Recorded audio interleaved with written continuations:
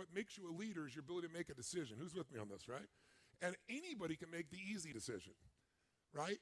So what makes you a leader is you can make the tough decisions. And what makes you a leader is you make the decision. What makes you a great leader is, I may be wrong, but if I have to wait till everything's resolved, nothing's going to get resolved. So I'm going to make a decision. If I make a decision and it's wrong, I'll find out quicker than if I sit on the fence while my life goes by.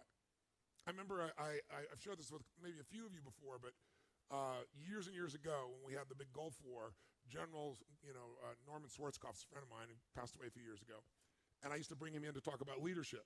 And one of the first times I ever asked him, I said, how do you define leadership? How do you know when a person's really a leader? And he said, when they can make decisions. And he said, I can remember when he was an assistant to a general, and I forget what the exact position is, but he said he was responsible for reading all the briefs. And this general is one of the highest generals in the Army, and there was a decision that needed to be made. It had to do with 10 years of going back and forth with the Pentagon, trying to figure out if they're going to go one direction or another. It was a gigantic decision that was going to affect the way the Army was structured, how money was going to be divided, what resources are going to go where. And he said they brought in this group of 20 people in, and they had this 2-hour meeting, and everybody got up and pitched their side of what they thought was right. And at the end, when it was completely done, the general said, has everyone said their piece? He said, yes. He said, do this. It was plan A or plan B, whatever it was, out of the 3 choices they had.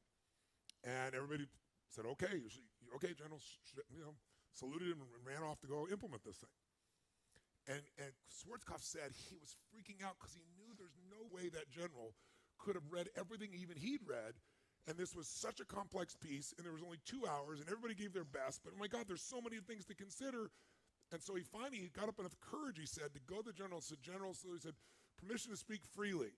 He said, speak freely. He said, General, there is so much information here, and there's so much here, and no one's really going to know for sure. How the hell could you just make that decision like that? He said, because someone had to make it.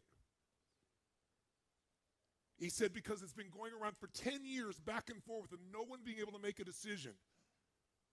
And he said, what if you're wrong? He said, if I'm wrong, we'll find out quicker. And if I'm right, the job will be done.